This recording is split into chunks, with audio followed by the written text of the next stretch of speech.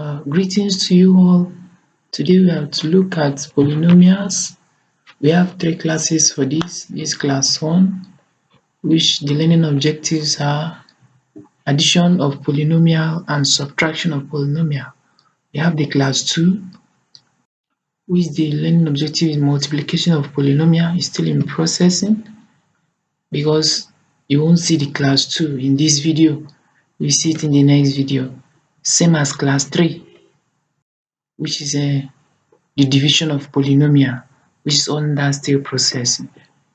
So going to look only at class 1, which is addition and subtraction of polynomial. We'll start with addition first. So in the addition of polynomial, assuming we are given to find the sum of these two expressions, x cubed plus x squared minus 4x minus x added to 2x cubed plus 5x squared minus 4x minus 7.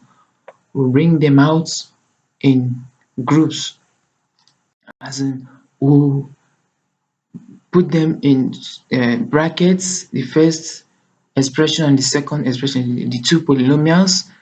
So we now open the brackets. Usually positive sign doesn't affect what is in the bracket. So you see, we open the brackets now. The signs are usually unaffected because of the positive sign. It doesn't have effects on signs. So after opening the brackets, we'll now collect the like terms.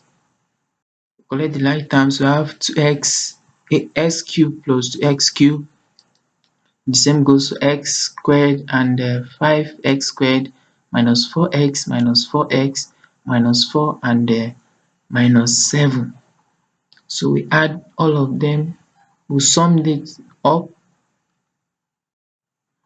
When we sum it up, we have 3x cubed plus 6x squared minus 8x minus 11. So how we do the summation is that you see x cubed plus 2x cubed. It's just like you say 1 apple plus 2 apples. That's what we have here. So x cubed plus 2x cubed, we have 3x cubed. Same goes for the other ones. Then plus x squared plus 5x squared will give us 6x squared. Minus 4 minus 4x minus 4x will give us minus 8x. And then minus 4 minus 7 we have minus 11. So that's the process involved in addition of polynomials. First bring them out in brackets, then open the brackets. Usually the positive sign won't affect the signs in the other brackets. Then after that, you now collect your like terms and then you sum them up. The like terms, you add the ones that addition sign is there, then the one that has subtraction you subtract. Like you have x cubed plus 2x cubed, you add those ones. This minus 4x and minus 4x, you do the subtraction and you get your value. So we'll now move to the subtraction of polynomials. We'll still use the polynomials we use in the addition for the subtraction. So if we are given these polynomials to subtract from each other, we are asked to subtract x cubed plus x squared minus 4x minus 4 from 2x cubed plus 5x squared minus 4x minus 7. Same thing we'll do, we'll bring them into brackets, two brackets. Then unlike the addition, in subtraction the negative sign affects what's in the brackets. So we'll bring down the first bracket and then we'll gradually bring out what is in the second bracket, because negative sign will affect all the signs in the brackets. We first bring out the x cube. We have negative x cube. Then we go to x squared. We have minus x squared. The next term will now be plus instead of the minus. You see the minus sign will now affect the minus sign in 4x. We have plus 4x. In the same way, the minus sign will also affect the minus sign in 4, will give us 4x.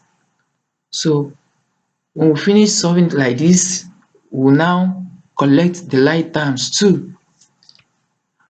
When we collect the like terms, we see we have 2x cubed minus x cubed plus 5x squared minus 5 minus x squared, minus 4x plus 4x minus 7 plus 4. So when we subtract from each other, 2x cubed minus x cubed will give us x cubed. 5x squared minus x squared will give us 4x squared. Minus 4x plus 4x will give us 0x. So there is no x. The degree of x raised to power 1 is not here again. So and minus 7 plus 4 will give us minus 3. So we'll subtract the polynomial given above. We have x cubed plus 4x squared minus 3. That's it for the subtraction of polynomial. So you can see the addition and the subtraction are not really that tough. So the next class will look at the multiplication of polynomial, and the other one will be the division of polynomial.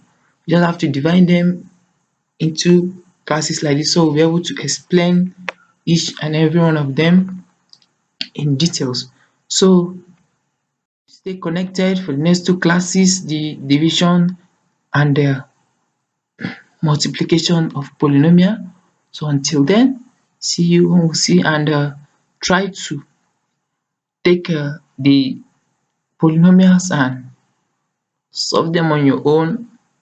After assimilating what you learn, you now try to practice with other uh, polynomials and see your results.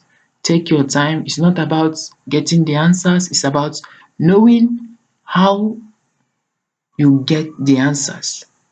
Getting the answers is not the basis, it's the procedure. That's what you should concern yourself about. So see you in the next class. Have a nice day.